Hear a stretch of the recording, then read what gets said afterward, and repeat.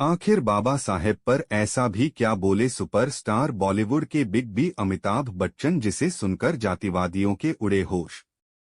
तो दोस्तों, क्या आपने कभी सोचा है कि एक इंसान की कलम से लिखे गए शब्द पूरे देश की तकदीर बदल सकते हैं? जी हां, हम बात कर रहे हैं भारत के संविधान निर्माता, दलितों, शोषितों और वंचितों की आवाज बाबा साहेब डॉ भीमराव अंबेडकर जी की। लेकिन आजकल कुछ लोग, कुछ जातिवादी ताकतें उनकी महानता को धूमिल करने की साजिश रच रही है। ग्वालियर में उनकी मूर्ति को लेकर विवाद, सोशल मीडिया पर उनके योगदान को नकारने की कोशिश है, और कुछ लोग तो यहाँ तक कह रहे हैं कि संविधान बाबा साहेब ने नहीं बल्कि बी.एन. राव ने लिखा। लेकिन इन सब के बीच बॉलीवुड के शहर big B superstar Amitabh Bachchan ने ऐसा बयान दिया है कि जातिवादियों के होश उड़ गए हैं।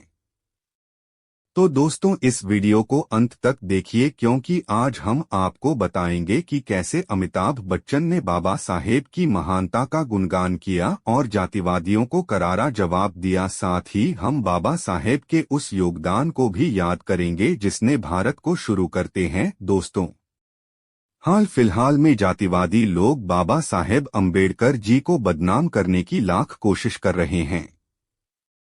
ग्वालियर में उनकी मूर्ति को लेकर विवाद चल रहा है, जहां कुछ लोग उनकी मूर्ति को हटाने की मांग कर रहे हैं। इसके अलावा सोशल मीडिया पर एक नया प्रोपेगेंडा चल रहा है, जिसमें कुछ लोग दावा कर रहे हैं कि बाबा साहेब अम्बेडकर जी ने भारत का संविधान लिखा ही नहीं। वे कहते हैं कि संविधान का असर निर्माता बी.एन. राव थे और बाबा साहेब का इसमें कोई खास योगदान नहीं था।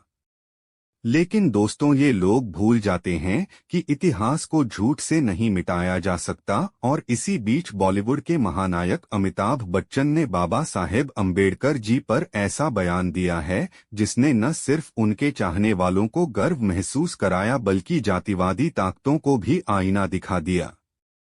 एक हालिया इंटरव्यू में जब अमिताभ बच्चन से बाबा साहेब आम्बेडकर जी के योगदान और उनके खिलाफ चल रहे विवादों के बारे में पूछा गया, तो उन्होंने अपनी गंभीर और प्रभावशाली आवाज में कहा, दोस्तों, बाबा साहेब डॉ भीमराव अंबेडकर जी ने हमारे भारत का संविधान लिखा। यह सिर्फ एक किताब नहीं बल्कि एक ऐसा दस्तावेज है जिसने हर भारतीय को समानता, स्वतंत्रता और सम्मान का अधिकार दिया। उन्होंने यह सुनिश्चित किया कि कोई भी व्यक्ति, चाहे वह किसी भी जाति, धर्म, लिंग या वर्ग का हो, कानून की नजर में बराबर हो। लेकिन आज कुछ लोग उनके इस महान योगदान को नजरअंदाज कर रहे हैं।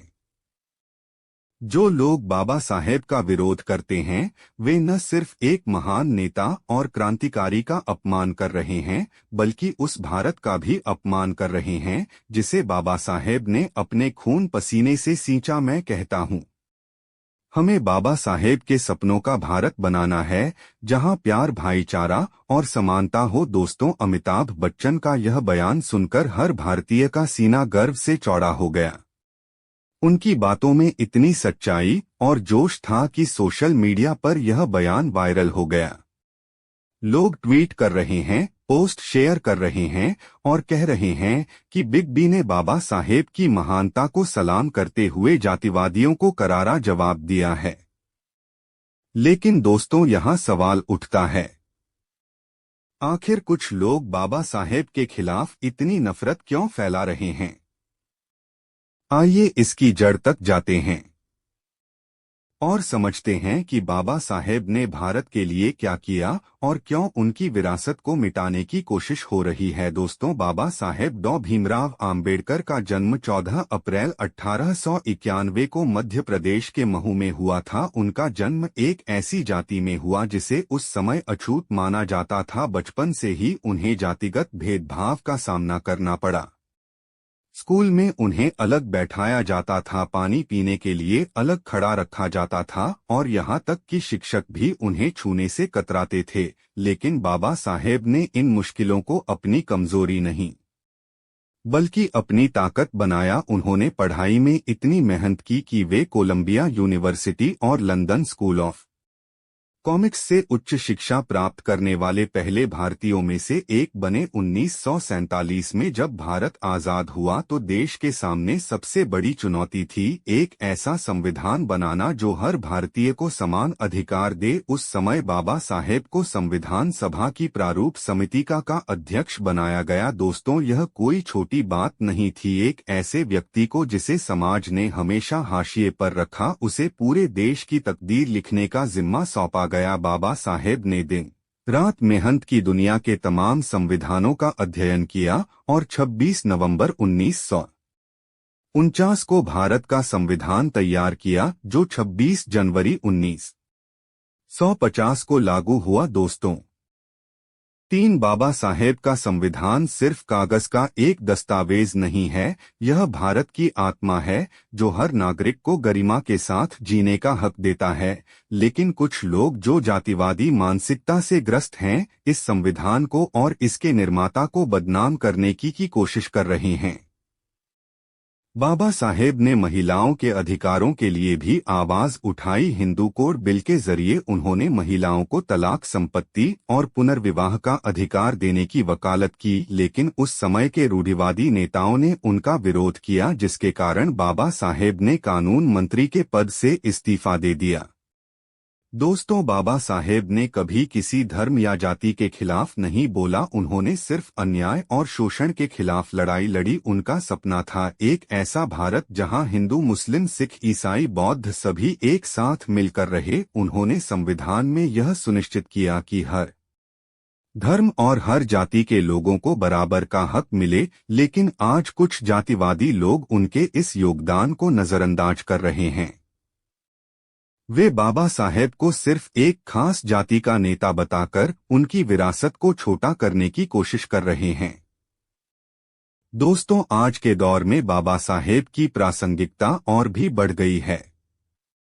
एक तरफ भारत तरक्की कर रहा है, जहां पर जा रहा है, मंगल पर जा रहा है, लेकिन दूसरी तरफ जातिगत भेदभाव, दलितों पर अत्याचार और सामाजिक असमानता अभी भी मौजूद है। 2025 में भी हम खबरें सुनते हैं, कहीं दलित दूल्हे को घोड़ी पर चढ़ने से रोका गया, कहीं मंदिर में दलितों का प्रवेश वर्जित है, कहीं स्कूल में बच्चों को अलग बिठाया जाता है। यह सब बाबा साहेब के सपनों के भारत के खिलाफ है।